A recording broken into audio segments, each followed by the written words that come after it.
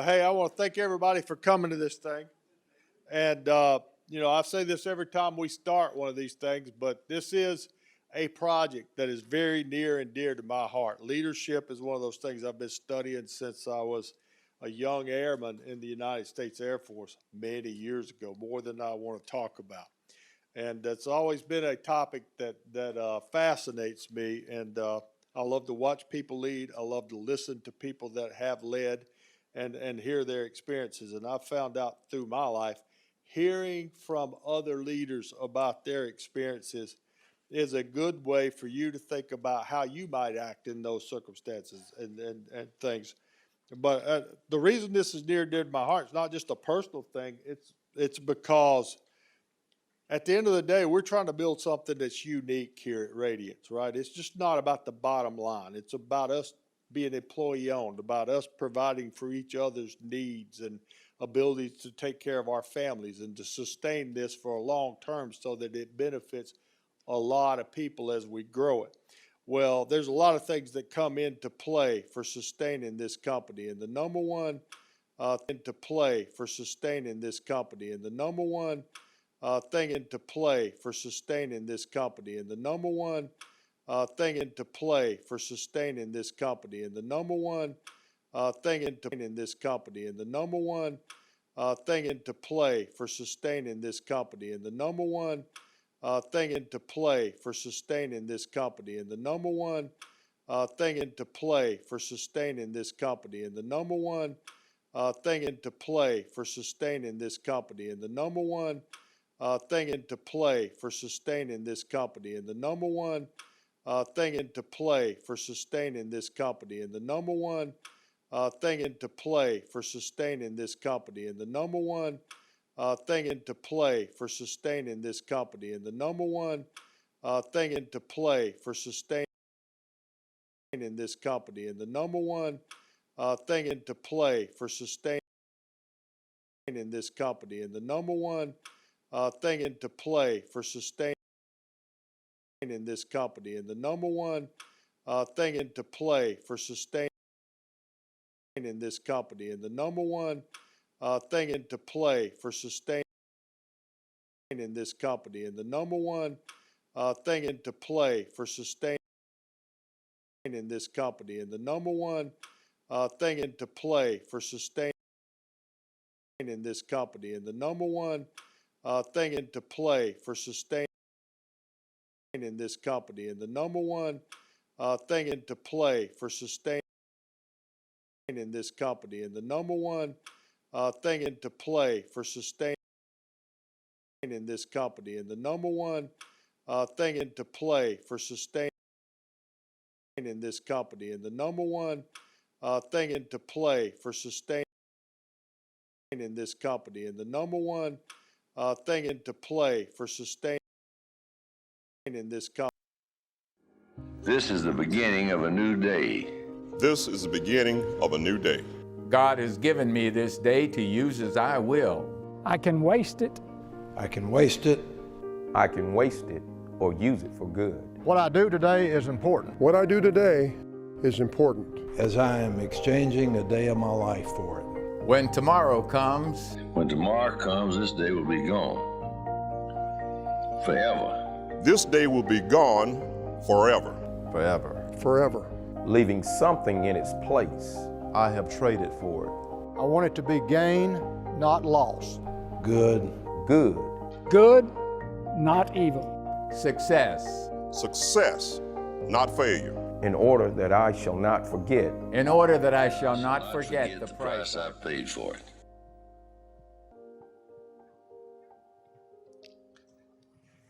What I do today, wow, is important.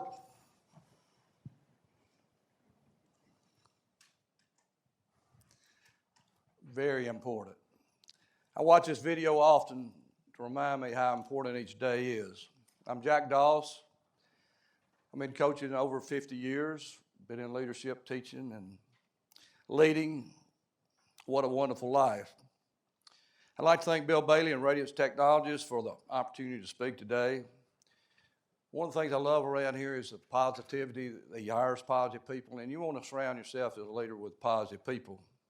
Two people that's really helped me out is Jamie Jones and Susie Averett, and thank them for their help of putting this together. So we're talking about positive people. Okay, you're going to hire one of these two farmers. Farmers sitting over on a hillside overlooking their farms, their crops, and one of the farmers said, well, what a beautiful day. Sun's shining, the heat, our crops are growing as we watch. Another farmer said, well, if we had a few days of this, it'll dry up the soil, we won't have good crops.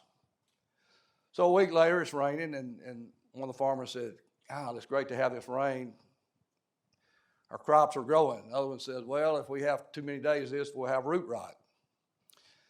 So a week or two later, one says, let's go hunting. So they were going to go with duck hunting. And one of the farmers said, I got a new dog. I don't want to try him out.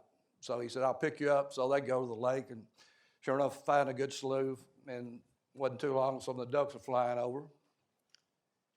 One of them shot one. It landed about 40 yards from the boat. The dog just instantly jumped up, jumped out of the boat, and started running across the top of the water. Got the bird, running on top of the water, coming back, jumped in the boat, put the bird down.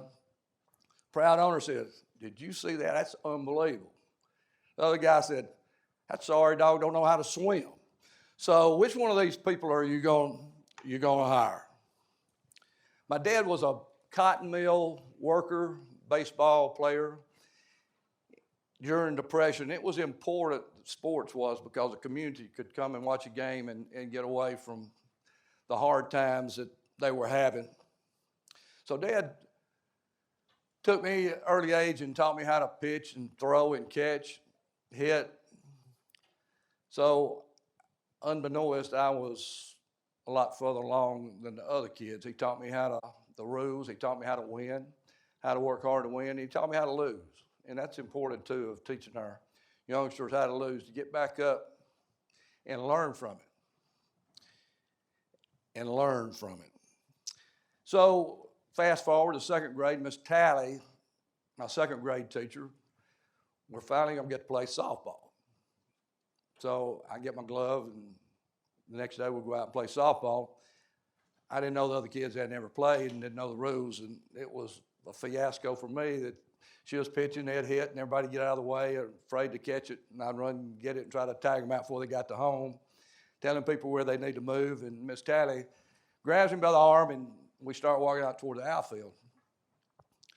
So there's a huge tree about 50 yards out there, big oak tree, so she put me behind it, and I had to sit down, and I said, I can't see the game. She said, well, you don't need to see the game. She said, you're going to coach one of these days, and I'm going to come see you coach, but you're not coaching this second grade team. So I had an understanding then that, I may be a coach one of these days.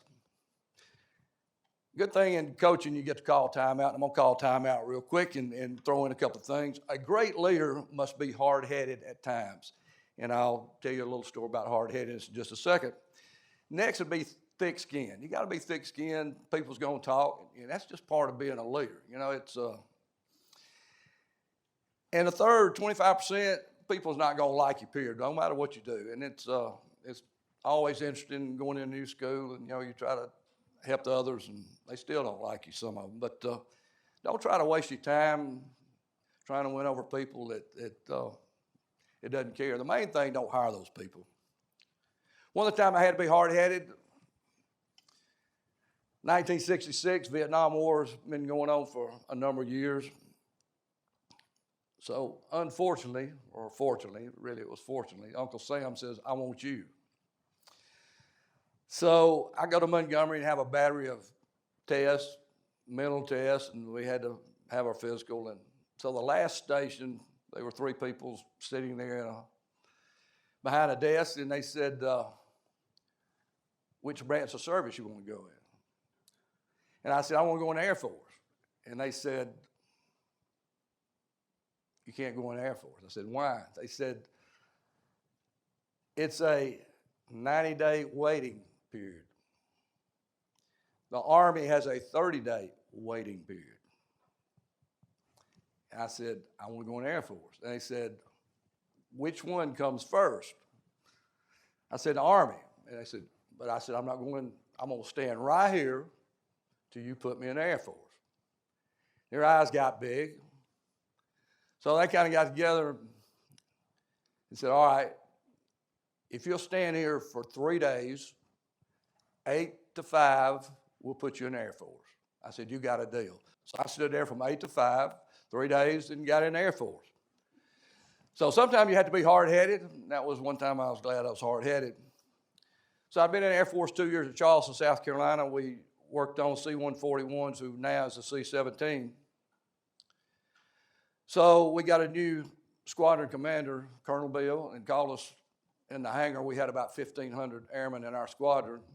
The other squadrons only had from 400 down to about 100. And he was talking about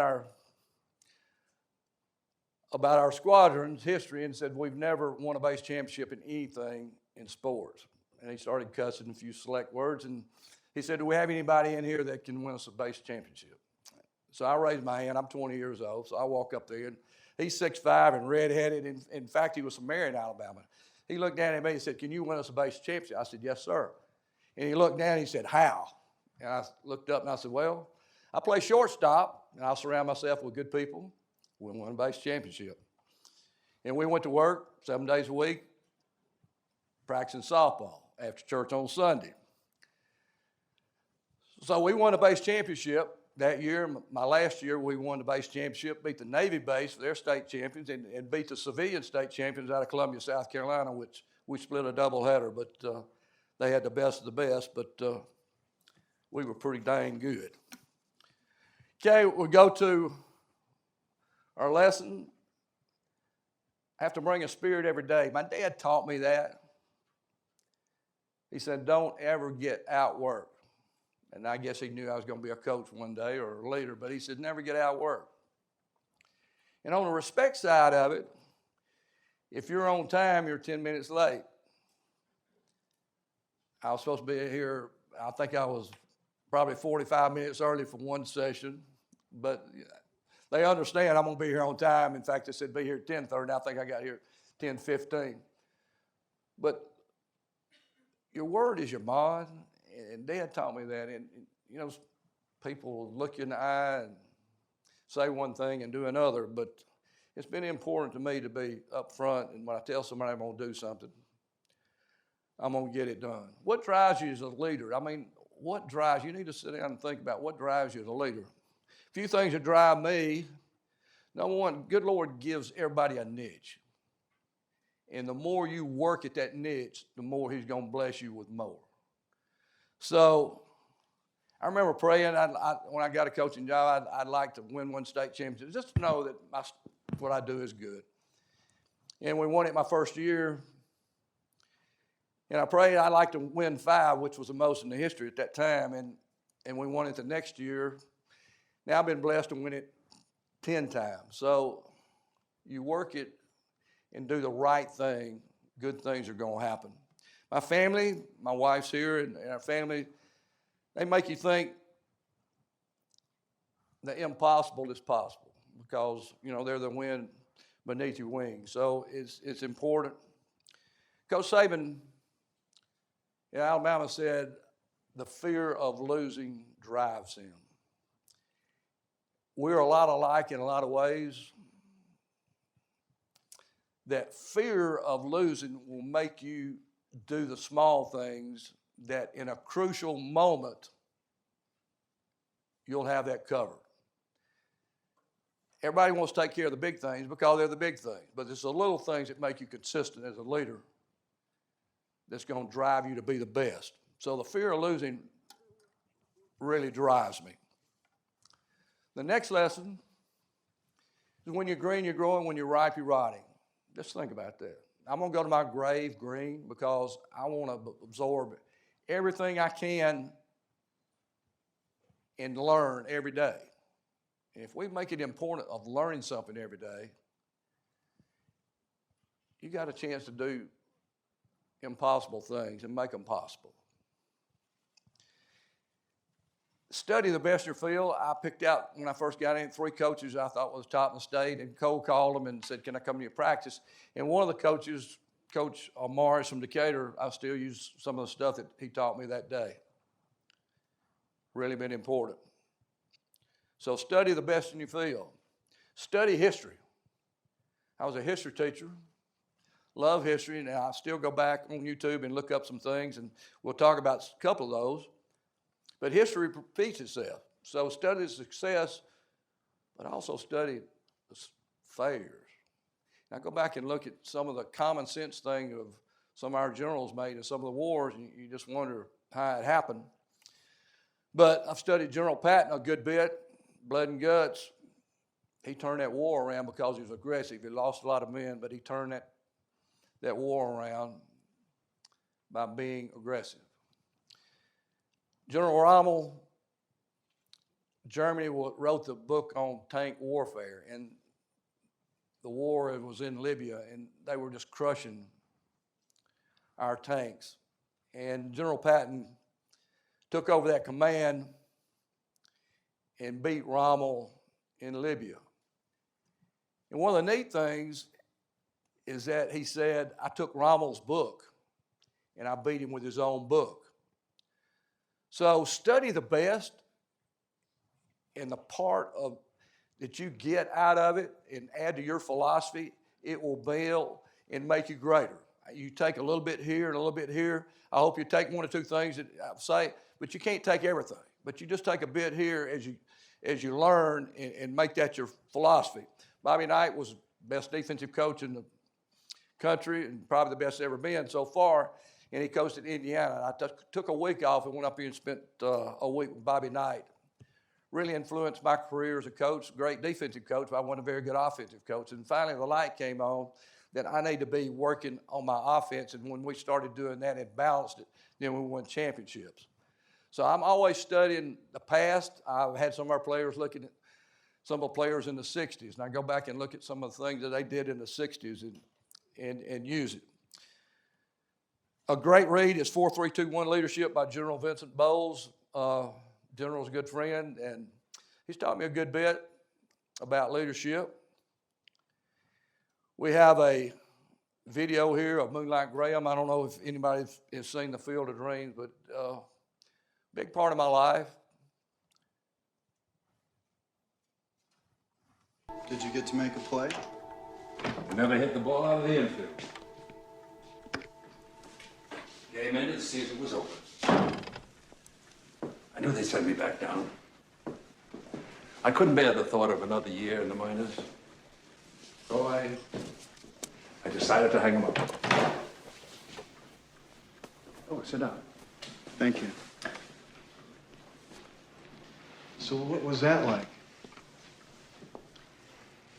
It was like having this close to your dreams, and then watch them brush past you like a stranger in a crowd. At the time, you don't think much of it. You know, we just don't recognize the most significant moments of our lives while they're happening. Back then, I thought, well, there'll be other days. I didn't realize that that was the only day. It's like coming this close, you dream and watch it brush by like a stranger in a crowd. We don't realize the most significant moments while they're happening. We got to think that. What am I learning? What am I learning? What have I got to learn today? And I've got a couple of things that I learned from that's interesting. And one of it's called Mule Day. Mule Day, M-U-L-E Day. And I challenge you to be cognizant in all situations of learning situations. So my brother-in-law and my nephew, whom I love, they lived in Addison, which I'm from, and we live here in Huntsville. And Columbia, Tennessee is Mule Day. Some of you's probably heard of it. Some of you hadn't heard of it, and that's probably a good thing. But my brother-in-law calls me and says, let's go to Mule Day. And I thought, what? But I wanted to see them too. So I said, well, just pick me up. So we go to Columbia, Tennessee and watch Mule Day, and it started at 10 o'clock there and on downtown, and we were on a gas station there and it was hot. It was 95, and it was probably 102 with the sun shining on. So they parade these mules for 2 hours, dressed in everything from bonnets. And some of you might have been there, but wasn't for me, but it was nice. So we finished up at 12, and I'm ready to go. I'm sunburned. I'm ready to go to the house and get something to eat. And he says, we're going to Mule Olympics. Mule Olympics. Everybody heard of Mule Olympics? Well, so we drive over here and have to walk down this dusty road for about a half a mile. And there's 1,000 people watching this thing. So the mules are here, and they're pulling weights on a sled, and it slides down, and you find out how many pounds they can pull. So the winner was 700 pounds, and the one that pulled the least was 300 pounds. So now they pair them up. I said, now they're pairing them up. So the mule's going this way, and I'm standing and looking the mules and I going this way, and they had 4 tandems, and then the loser who pulled 300 and 700, they stepped up and harnessed them together, and I'm looking down the line, and that mule that pulled 700 pounds, and I'm standing here, and that mule turned to that other mule. They got eyes on eyes, and that mule just nodded at him. I said, that mule is talking to that other mule. Let's go. So they hook up.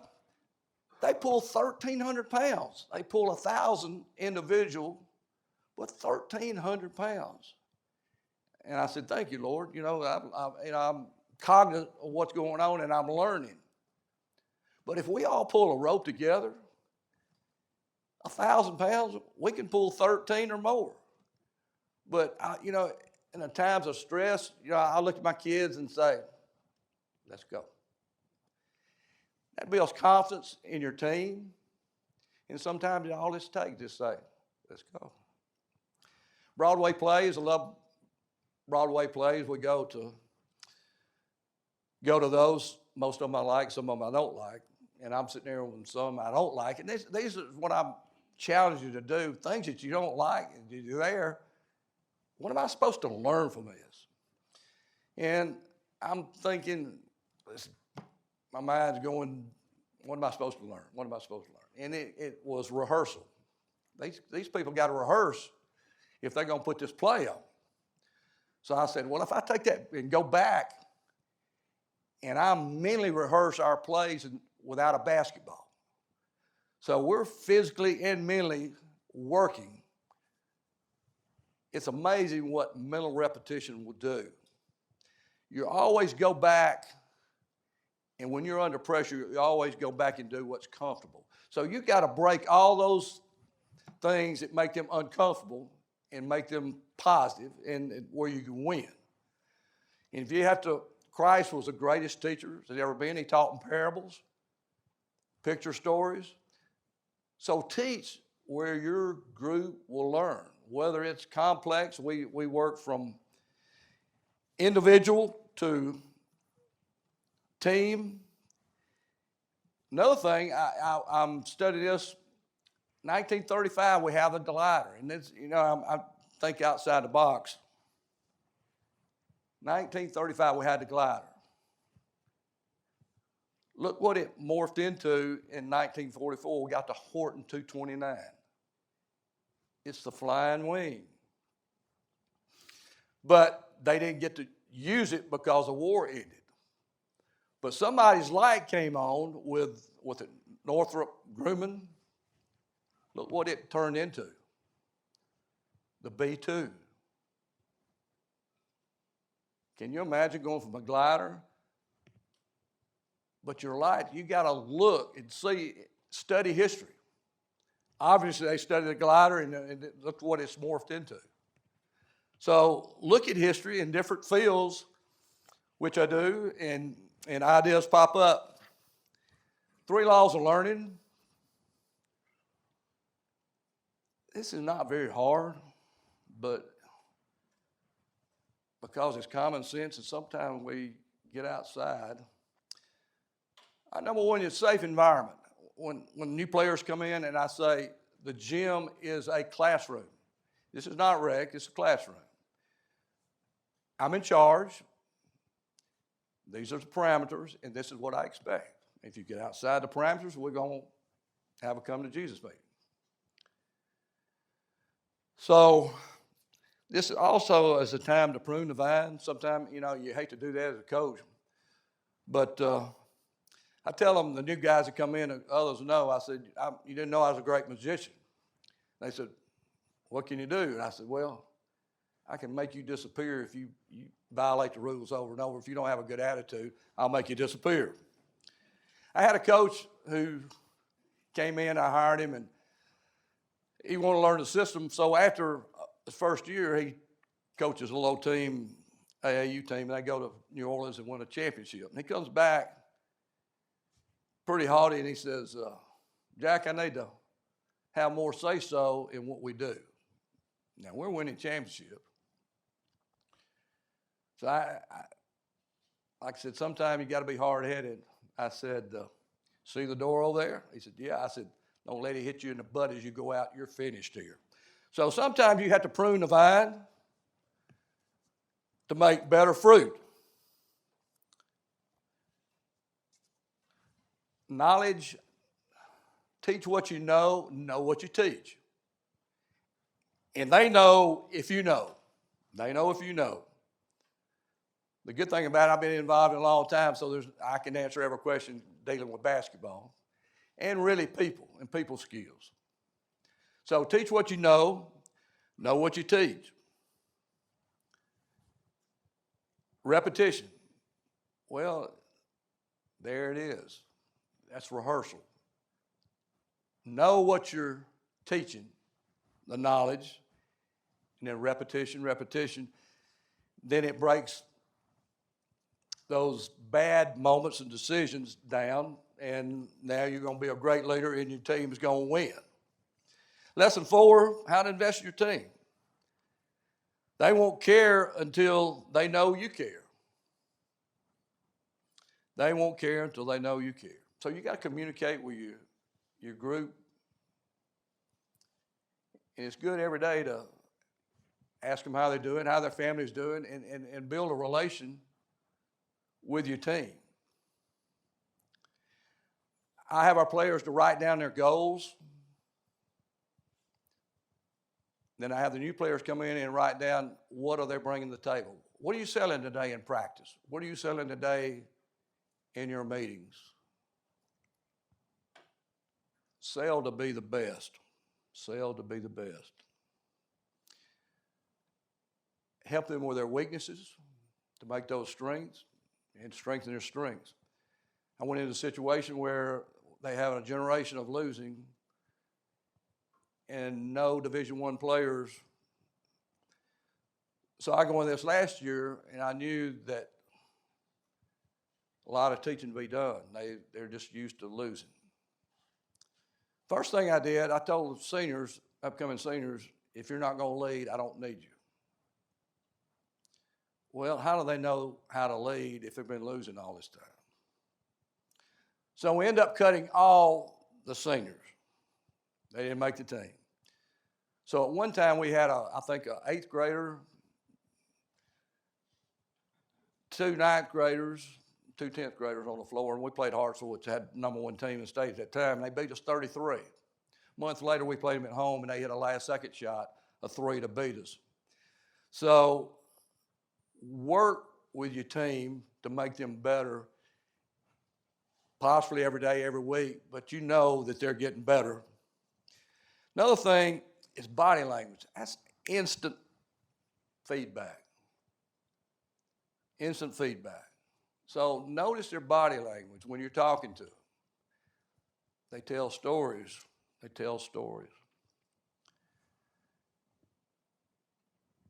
Coaching is about investing in your players. Get to know them. Get to know them. Here's the people that I look, and it's crazy that I hired a coach 2 days ago. Coach Dawson's rules for selecting a team. Qualities to look for. Qualities to look for. So I ran down this coach, and he was coaching. I mean, he wasn't coaching. He was in middle school and hadn't been out of coaching 4 years. And I called him to the house, so I'd like to talk to him. Do they come early and stay late? Do they come early and stay late? those people got a kind of a spark in their eye, sparkling.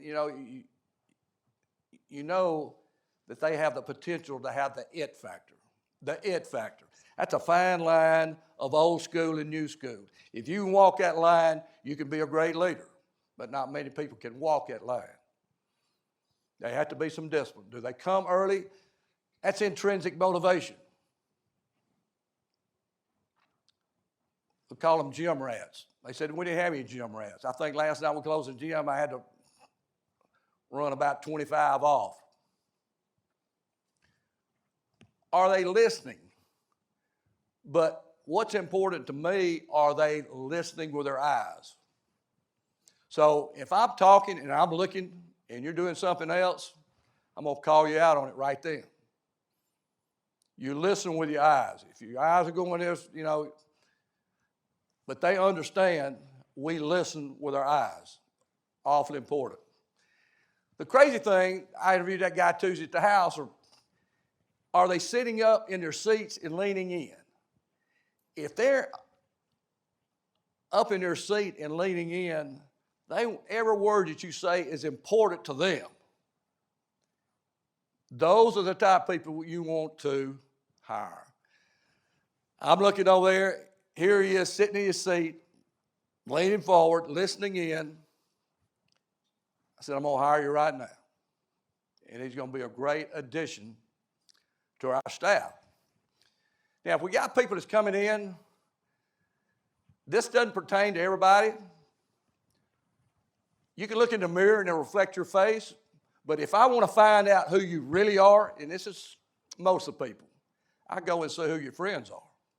Because you're going to act just like them. So it's important. And it's easier for me to do because I can go in the hall and look and see who their friends are, how they're cutting up. Are they going to class on time? I let 2 people go yesterday, but they were young, they're 9th graders. Acting up in class, I hadn't got time for that. We're here for a purpose, and that's to make you a better man and hopefully a scholarship person. We hadn't had a D1 player since 1999. We're going to have 3 in the next 2 years. They've had the talent, but they hadn't had the leadership to get them there. Are you going to get your team there? Are you? What are you looking for? Are you looking for these qualities? And I hope that I've stirred some emotion and make you think of some of the simple things that's going to make you a great leader. I mean, these I've been doing it for 50 years. And like I said, I hired somebody 2 days ago on these principles, and they work. A mirror reflects a person's face, but who they really are, look at your friends. I'm going to leave you with some words of wisdom. John Wooden was UCLA's coach in the 60s and 70s. He won 10 national championships at UCLA, and really a great person. His books, some of his books are a really good read because such wisdom. So I drive over Atlanta from Anniston to hear Coach Wooden speak. At the end of his speech, he said, after practice, always leave something positive. So I'm driving, it's got an hour and a half drive back to Anniston, and I'm thinking, what can I do positive? I'm going to have to change up something every day. How in the world am I going to keep up? And right before I got home, it says Lord's Prayer. So from then on, we finished our practice with the Lord's Prayer. Trevor Lacey, some of you may know him or heard of him. He's now playing overseas. He played for 2 years at Alabama and then transferred to NC State and played up there. So Trevor gets a new tattoo, which is not my favorite thing, but he got a new tattoo, and I'd heard he got a new one. We went down and watched Alabama practice. So I went down and asked, and I could see a lot of writing. And I said, Trevor, let me see your tattoo. And he showed it on. It was the Lord's Prayer. The Lord's Prayer. So it changes people. It changes our kids in basketball with our teams. We hook up Hadn't been fired yet, but, you know, I am who I am, and they'll fire me doing that. So John Wooden said, finish your practice or day on something positive. Another thing we do, I tell our kids every day, as a coach told you they love you today. Of course, they're going to say no. And I said, this coach loves you. So those are two of the things that I finish every day with, because they don't get that at home, and some of your team might not get anywhere either. But as a Christian man, you know, we can challenge them. Say, hey, I love you. Let's get it done. Maybe you just need a nod, and that tells them, let's go. The other person is Stevie Wonder, who's a great songwriter, and everybody's heard of a great singer. Stevie Wonder said, I have vision, but I can't see. I have vision, but I can't see. I have friends who can see but have no vision. I have friends who can see and have no vision. Do you have vision for your team? This is how we're going and how we're going to do it. Do you have vision? So if you're going to be a great leader, you got to have a vision of where you're going. You got to have a roadmap. You got to have a roadmap. My prayer for you today, we'll finish it up. My prayer for you today as a leader, that you have both vision and sight as you being a leader. That you have both vision and sight with your team being a leader. Thank you for your time. Thank you for listening with your eyes. God bless you and your family. Thank you. We'll have some questions. Does anyone in the room have any questions? While they're thinking, I have a question for you. Yes, ma'am. My understanding is you've spent a little bit of time with Mr. Barkley. You got any good stories for us? Everybody knows Charles or Chuck Barkley. So Charles was on my North All-Star team. We played the South. And Charles was a hoot back then. I mean, he was one of a kind. And we're sitting there eating at the banquet, our speaker up there, and he wasn't listening with his eyes. He was listening with his stomach. So he had finished, and I think I ate a couple of bites, mashed potatoes, green beans, roast beef. I hear, psst, psst. Charles sitting across the stage. Cole, are you going to eat your food? I said, no, Charles. So he gets he dumps it off. He eats my food. In a few minutes, he said, psst, is your wife going to eat her food? I said, no, Charles. So he ate everybody's food around there. But Charles, you could tell he wanted to be the best. You could tell he wanted to be the best. He had the it factor because he played harder. He had a chip on his shoulder, and he rose to the top. Bobby Lee Hurt Patrick Ewing was number one player in the country at that time in high school. Bobby Lee Hurt was 3. Charles Barkley had never heard from. But when they played together, he crushed Bobby Lee Hurt and then went on to be a great spokesman, and Charles is Charles. In fact, the other night our friends were in Auburn, and Chuck comes in the bar and says, for the next hour, I'm buying $20,000 of drinks.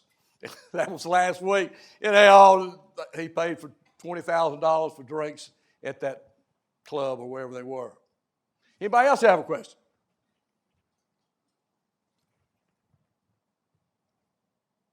So what advice would you give to the new leader or coach who's just starting out? Study the best. Study the best. Go ask them. Go ask them questions. I cold called people when I first started and went and listened and watched what they were doing. So don't be afraid. If you're a leader, you're going to step out, just like when we're in the hangar there and they're asking for a coach. I was 20 years old. I'm your man. But you got to believe in your heart. And doing that is repetition of doing the right things all the time, or as close as you can. But I knew I had the ability and the leadership skills. And I'm coaching guys from 20 years old to 38 years old. So I knew after that I had a gift. The good Lord had gave me a gift. And that's what I wanted to pursue. Everybody's got an niche in here in your team. Are you trying to be the best? If you do that, you come early and stay late. You find out the leaders that's got the it and learn to be it. I need one question for somebody out here. One question, and I'll take a seat. You got? Yes, sir. Coaches that you went to go see, to Yes. learn from. Yes. You mentioned Bobby Knight by name. Yes. Who are maybe one or two others that you went to go see and physically spent time with, and what did you learn from them? Thank you for your question. And the oddity was Bear Bryant. So very few people, if you're an Alabama fan, the tower was kind of sacred and holy. Not many people got to go up on the tower. And I'd known Alabama's program and studied some of the stuff, and Coach Bryant was on the tower, and there's nobody up there, so he called me up there, and we was talking about a player. It's kind of like today, a front was coming in, a cold front, and we're on the tower. And it started raining, it was misting, and it got colder. And he leaned over that tower, and there was a manager down there. The lowest person on the team, per se, I mean, he's just a trainer and he leaned over and said, "Son, will you go into my locker in the Coliseum and bring my ring here?" I've always called people son, our players son. I might have called one of you son a while ago. I think I did, one of the guys that came in here. And I said, "Thank you for being here, son." And that, and man, Trevor Lacey was one of our All-Americans. And I called him Trevor Man. And we're always building team stuff by saying man. It's amazing what they would do. So Trevor got a new phone, and I had him mine. I got a new phone, and I handed him my phone, and he put Trevor Man in there. So when I look down and call, it says Trevor Man. But it's amazing what a few words can do to motivate people and make them grow. Think about those things. That's the thing I want you to do. I want to make you think, even when it's mundane things. What am I supposed to learn? If you have that and you start thinking about what am I supposed to learn in most mundane or crazy things, you're going to benefit from it, and it's going to make you have the it factor. Because other people are not thinking those things. What can I learn in any ordinary situation? There's lessons there to learn. So I challenge you to think, study history in other areas, just like the B2 here. I love history, and I go back and learn those things. What makes you tick? Another question. Thank you for that question. Coach. Yes, sir. So in all your years of experience, 50 years I think you said, I'm sure you've encountered a lot of people who had all the talent in the world, but they lacked the motivational work ethic to make good on their talent. How do you deal with people who have a God-given ability to be the best, but they don't have the drive or motivation to be the best? How do you get the best out of those guys? Well, that's a good question. It's funny you say that, and look, here's a horse. So sometimes we have some horses walk in the gym, it's got all the talent in the world. My first year, I was at Butler. We had a kid that made second team All-State, and I walked in and was talking to him. He said, "I'm a big-time Division I player." I said, "Son, your work ethic is not what it's supposed to be." He said, "What do you mean?" I said, "Well, you're not working hard enough." 2 years later, he signs a junior college scholarship. And those are the type of things that you want to get them there, but they just don't have the it. They don't. And it burdens me, and we got some kids that I can see. And that's the neat thing about good Lord bless me with. I can see a kid play for about 5 minutes, and I can tell you where he's going to be, and if he's an 8th grader, where he's going to be in 4 years. There are some qualities you just, okay, he's got these qualities, and we're gonna work with him. James Strong, real quick, they had two at West Lawn. They had 2 guards that were all city. He didn't play. They come up in the spring, come in as a 9th grader, and I asked him, I said, "Where have you been?" He said, "Coach, I was on the bench. I never got to play." There was 2 all-city guys in front of him. I said, "Son, you got more belts than these guys." Those 2 guys that made all-city, one of them played on the varsity for 1 year, the other one didn't make it. James Strong signed with Vanderbilt University, and he's working up there right now. in their recruiting department. So develop what you're looking for part of your team. And I could see James, and sure enough, you know, he's an SEC player. But in his heart, he didn't believe in himself. So sometimes it just takes say, hey, I believe this is what you can do if you work. We've got 3 that's going to be D1 players. Fantastic. Now it's motivated others. Others they're going to class and getting their grade point average up because they now realize that, hey, I can get a scholarship. So it's kind of changed the culture there. It's really, really good. It's fun to see those young men. If we all work together and they succeed, we all benefit. So the other side of that question is, how do you handle kids who want to be the best and they got the drive to be the best, but they don't have the talent to be the best? How do you get those guys to still contribute and play at their best level, but not demotivate them? You know, you got to tell them, hey, you can't get there from here, but let me tell you the role you could play. I wonder how you deal with that. That's a good question. What we do, if they're great kids and they're not good enough to play, I've developed this where they're managers and we can use those talents in another situation. For 9 years, I've had a manager at Alabama. Now we've opened it up. We've got some Hispanic, and we're developing this where they can go to universities, be videographers, and different things to use their ability because they love sports, and we want to keep them a part of it. So there's different things that you can do. If somebody's just not good enough for your team, but they want to help, there's a place for them, and you can be a big, big cog in their life of development.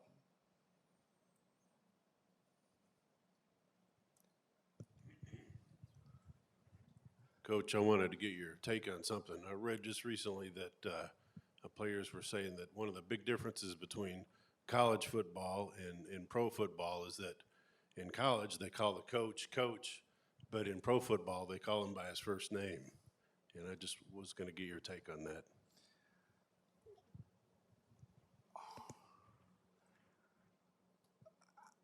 I'm not sure they call Bill Belichick by first name, but it's a respect thing, and also when they're making more money than you know, that's a good question. One of my players playing for the Houston Rockets.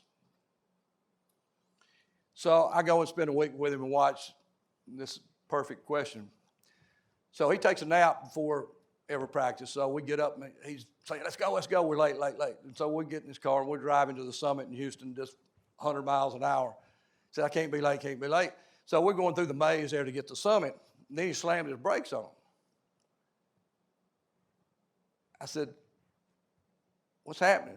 He said, look, Akeem Olajuwon was in a little old Mercedes. His head was stuck up about 3 feet. He's about 7 feet tall.